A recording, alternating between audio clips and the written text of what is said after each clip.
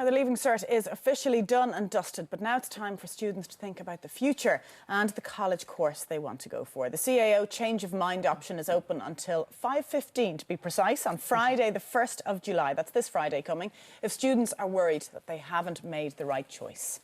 Former president of the Irish Institute of Guidance Counsellors, McLaughlin, is with us to talk through the options available to students now that their school days are over, whether they're heading down the university route or not. Good morning, Betty. Thanks for joining us. Good morning. How are you guys? So the exams have just finished and the students don't think about the books at all. And yet this deadline is looming. And if they have decided to fill out the CAO form, they need to change it by Friday at the latest if they want to change their course option. Absolutely. Can you explain it to us? Well, really, every student at this point should be looking at their CAO. You know, they've done their Leaving Cert now, so they have a fair idea what their points forecast will be.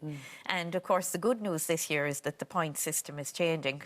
So hopefully there will be a little bit of heat taken out of the system and that, you know, students will have a better chance of getting their options. But what they really need to do at this stage is they have applied. They have an option of writing up to 20 courses down in order of preference, and that is really the big point. That's key. But until next week, they can still look and they can say, well, look, this course here, my top course, say, is going to be 500 points. I'm not sure if I will get that. So they need to look at alternative routes into it, and there are alternative routes into everything. Say you even take you on primary teaching. If you don't get that, it might be a good idea to put down an arts degree. So the primary teaching may be circa 460 points upwards, and the arts degree could be 320, 330. So they should really put down an arts degree as their plan B if they want to go the back route into primary teaching, which is doing their BA and then doing a postgraduate in that. So that's just one example of the many ways in which you can have an alternative route into the CAO. So going back in to your courses then, going back in to check your application form now with the CAO, you should be looking that you have plan A, plan B and plan C there, preferably. Okay. The arts was a fallback even when I was filling out the CAO. Was it for you as well? Yeah, it was a very common. It's an interesting throw it one. down just in case. But it's also because at 18 or 19, you're trying to forecast or predict what you want to do for the rest of your life. And sometimes the arts degrees or the more generic diplomas and courses are the better option because not everybody knows what they want to do at that age. It's a young stage of your life to realise what you're really passionate about. Absolutely, and I would highly recommend going a more generic route. Even take engineering.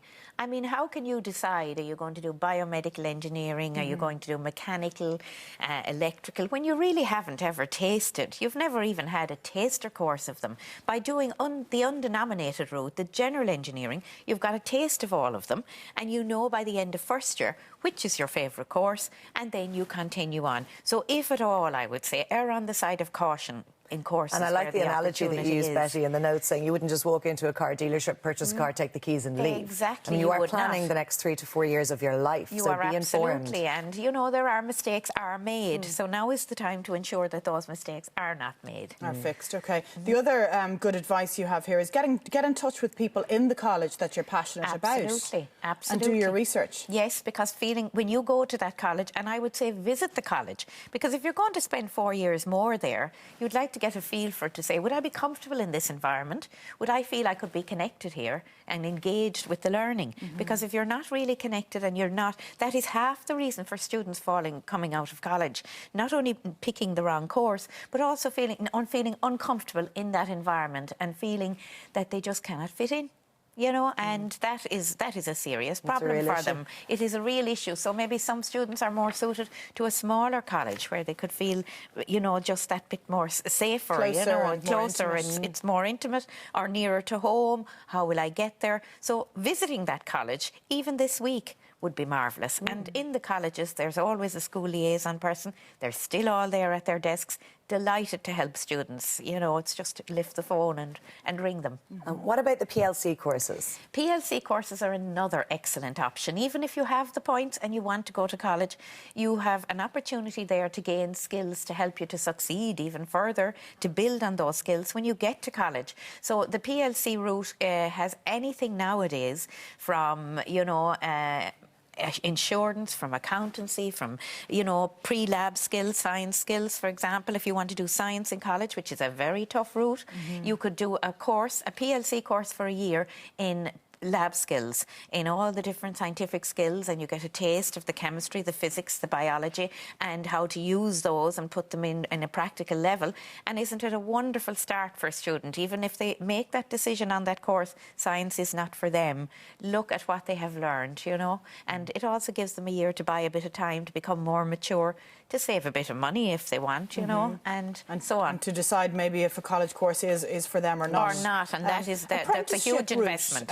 Which lots of young men and women will still look at. Absolutely, and thankfully things have come on no end in the last year and a half in apprenticeship routes. You can absolutely go now, even for example, in and do insurance through an apprenticeship route, the blended learning, where you are getting your practical experience and you are getting your theory in the college. So you're learning from day one. So you're learning from day one, you're getting mentored by experts in the field when you're in the workplace, and you're getting a bit of money along the way to help you. So this is done within insurance companies? Within insurance companies. They also have it within accountancy now. You can actually go in now, do an apprenticeship in accountancy and go right up to Chartered Accountancy Level 9, you know. Taking exams over the years. Taking exams. So there is everything there from, it's a great option, you know, artistic, from glass, and just go on to solace.ie, and the amount of options there, you will be delighted when you see what's available. And a lot of people would argue that the practical experience outweighs the